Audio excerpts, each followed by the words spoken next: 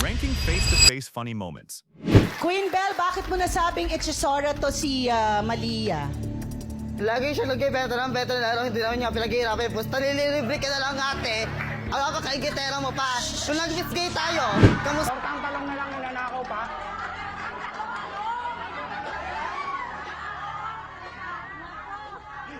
Pagbintangan mo akong nagnakaw ng tortang talong, samantalang ang ulam ko ay minudo? Ito ba ang naglagay ng chikinini dito kay Tintin? Opo.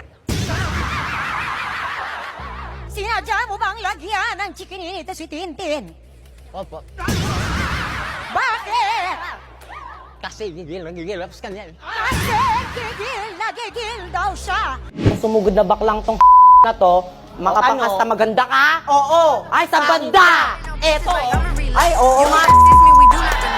Yes? So, kung naniniwala ka, Kokoy, na maganda ka, bakit napunta ang jowa mo kay Ronron nakipag-inuwan? Wala naman kasing aalis na lalaki sa isang bakla kung walang ahas na pagod na nagdadala. Go babies, go babies, go babies, go babies, go. Papipiliin kita. Sinong pipiliin mo? Si Belen o si Aling Inday? Si Inday ang pipiliin ko. Sino? Inday. Si Inday.